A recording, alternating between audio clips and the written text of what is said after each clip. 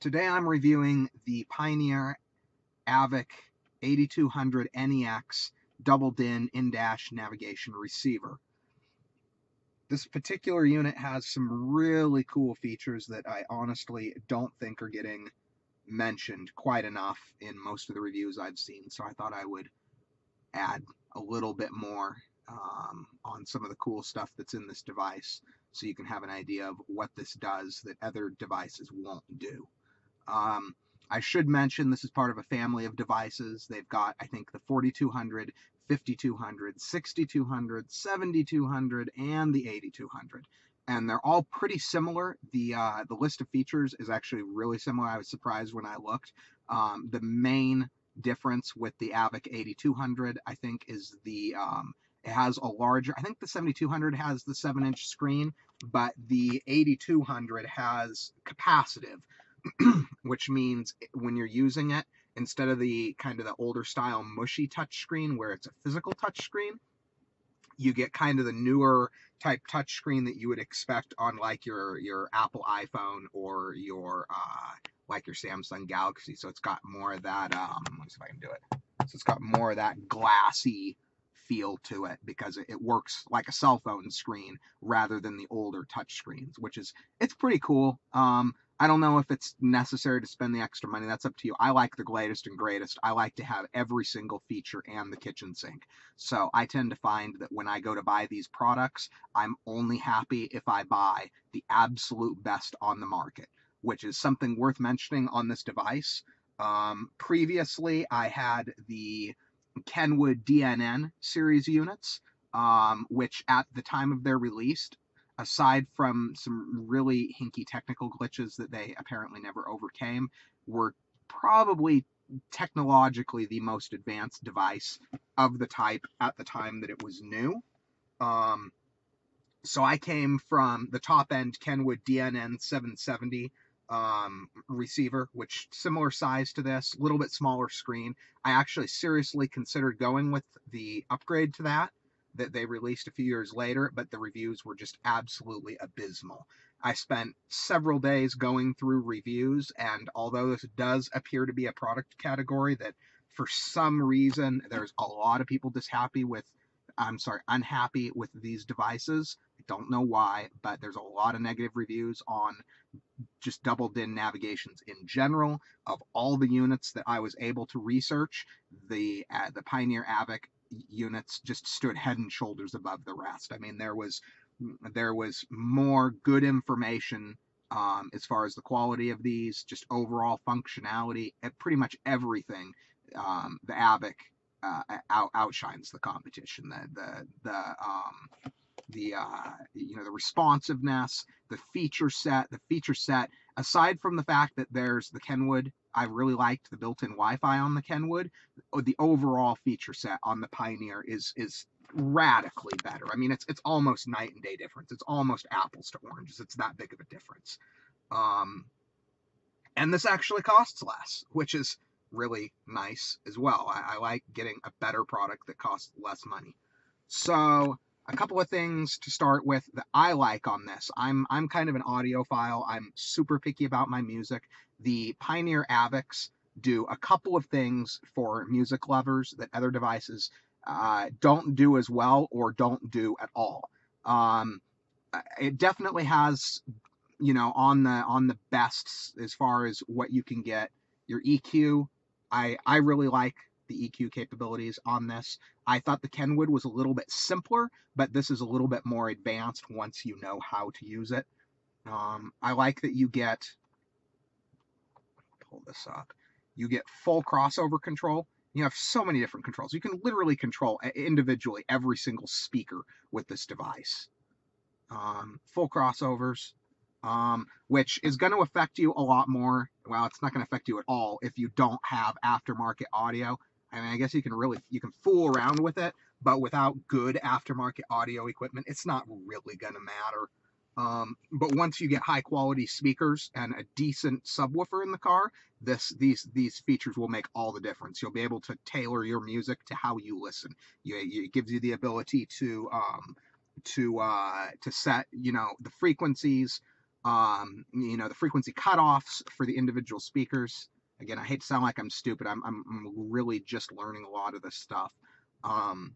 But another thing I really like is that this device, I believe, is the only one on the market that supports FLAC. If you don't know what FLAC is a much higher quality music standard than something like MP3. When you go download an MP3 file, you're looking at, you know, 3, 4, 5 megabytes for a 3 or 4 or 5 minute song. These FLAC files, they can be 20, 30, 40 megabytes for one song. There's vastly more information contained in a FLAC file, that's FLAC, than what you get in a typical, you know, a typical file. And what that means is when you have high quality speakers, again, it's not going to matter nearly as much if you're dropping one of these units into a completely factory sound system, if it's just a mid-level, you know, whatever comes with the car. But once you have aftermarket audio in the car, adding that FLAC support is what makes it so that you don't get the quality, we call it lossy. It's basically the way MP3 works is the algorithm goes through and it removes a lot of the stuff that normally you're not going to hear, especially if you don't have the high quality audio system to be able to run it. With this system, with the right, you know, with the right speakers and everything, the music quality, it's literally almost perfect. So a couple other things that this has that are really just becoming standard. This does have Apple CarPlay and Android Auto, which personally I don't use. I don't really like using my smartphone as much with my navigation receiver, as dumb as that may sound, which is part of the reason why I went again with a higher end receiver, because this one does have built-in navigation, which I have always believed that you're going to get better reception with a large external antenna than you will using your Google Maps with your phone. Obviously, your cell phone has a tiny little GPS antenna in it, and something like Google Maps, it's going to lose reception a lot more. Let's see, what else was I going to show in here? This does also have, which it's getting more common, but it's not nearly universal yet. This does have a built-in HDMI input, which is really cool. It's particularly for my special usage case. I actually use the AVIC-8200 in conjunction with an in-car computer, and I am able to actually run my in-car computer into the AVIC using HDMI. It still needs a few tweaks before I'm able to use it as my main screen, but it does have the capability to do that. The navigation is nice. It does have included map updates. I'm sorry, it has included traffic. What do you call it? Traffic updates, real-time traffic, I guess is the word I'm looking for there. And I've found it to be very useful. I mean, it of all the devices that I've used, and I've used a lot of newer cars, and I have used a lot of high-end aftermarket flagship units, and I found the rerouting based on traffic data was surprisingly functional. I mean, even when I've been doing drives out to really the middle of nowhere, and I've gotten in, you know, traffic jams on little side highways and stuff, I have found the 8200's ability to reroute to be surprisingly useful.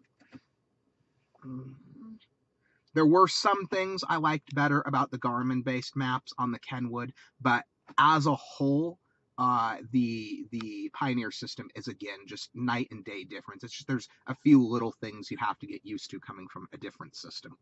Another thing I like about this, back to the music, this has 2 USBs as well as an SD card reader. I have not tried all 3 simultaneously, but I can say for a fact that you can have both an SD card installed in the device as a music storage device, and then also have a USB thumb drive, and they can both be simultaneously in the device, and you can switch between them, which is really cool, because then you can get a 128 gig SD card and have that be like, you know, let's say you're like me and you like a ton of music.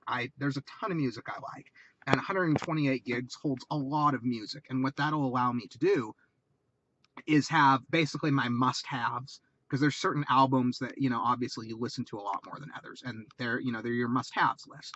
And that'll allow you to have your SD card, you know, with your must-haves, and then you can have a thumb drive, at least one separate thumb drive, as, you know, like me, when I get new music, when I download new music, I'll throw it on that thumb drive, and I'll use that until I'm able to update whatever internal source that I have of the music. Oh, another cool thing too, that I thought it was weird when I first saw it, but after playing around with it a little bit more, I have found it to be kind of useful. In my car, it's not as much because my car has the device mounted at the proper angle to begin with. But if you're in, say for example, you're in like, I think a lot of the German luxury cars, unlike my Civic here, where you can see where it has the unit kind of mounted at a usable angle to begin with. A lot of the cars you'll see, it seems like it's a bigger thing in the German luxury cars from what I've seen, but there's a lot of cars that do it, where they'll have the navigation will be down here, and it'll be mounted at just a flush angle, which makes it a lot harder to see it. With this, you can actually set your angle with the device, which is really cool. So if it was down here, it would give you an angled up at your kind of field of view, which I think is really cool. It does have auxiliary input. You've got a million inputs. Let me see if I can pull up our inputs list here. So you go here. Yeah, it does. Okay, so you've got, I haven't even tried Pandora. I think you have to use that with an app with your cell phone, which again, I don't usually connect to my cell phone aside from using it for the Bluetooth hands-free feature. I'm mostly, I like to keep the technology separate from my phone, but if you do use your phone with it, you can use your Pandora. The other thing you can do, you can add Sirius Xm, which again, I've got it on my new car, so I'll probably eventually add it to this. I just haven't had a chance to add it in yet. Let me go back here. So you also have an iPod, which apparently shares that second USB. I'm guessing you can put a second USB drive in, or you can have an iPod. I think that's actually for the older style iPods, to be honest. I saw the connector on the back when I was installing it, and it appeared to be for the older style iPods. It does have the auxiliary input, audio video input. I think that'll give you like your RCA yellow, that kind of thing. Another cool feature that this has, which again, I really don't see a lot of places talking about, and I'm not going to use it in this particular install for this car. This is a little two-door Honda Civic Coupe, so it's not really any good reason for it. I think it'd be kind of a cool gadget to play with, but that's about it. But it does have rear, and what that is this device actually has a, let's see if we can get closer there. It's kind of hard to see, but this device has an actual video output as well. And what you can do is, if you've got, like let's say you put it in, you know, your family SUV, something like that, you can actually output to a separate monitor from this device and use it for the rear seat entertainment as well. Rather than just having them have to kind of look over your shoulder, you can actually install a seat in the back, which is what that is intended to connect to. I may mess around with it. It's not really, it's a tiny little car, so there's no reason to really play with it on this.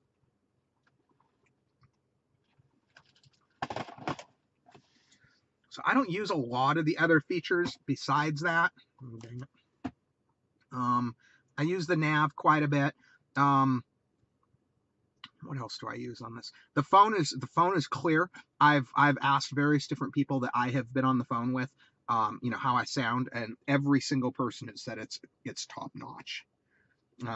Installation was fairly easy. I was honestly blown away at how easy it was. I've always had my installs done through Car Toys. This was the first time I have ever tried doing it myself, and it was surprisingly easy to do. Give you an idea on music here. So you can browse your thumb drive, and it will be just like a drive on your computer. And you can just browse them. They literally, I listen to a lot of film soundtracks, as you can probably see here. but they show up just like, you know, any standard, you know, if you're on your thumb drive through your computer and you're just browsing for music, it's very similar to that. It does sometimes take it a few minutes to read after you put the drive in. I actually have the USB for the thumb drive. Let's see if I can find it here. It's installed. Oh, here we go. Okay. So actually, it's just installed in my glove box as a just kind of comes out and it goes into your wherever you want to put it. And I think that's everything of real relevance. Like I said, my big goal here was to highlight a few of the features that some of the other reviewers I didn't really feel like covered. It was a lot of stuff that when I was researching this device, I would read these features and I'd say, wow, that's kind of cool, but I never really heard them talk about. So I hope this helps other people decide that this is the right unit for them.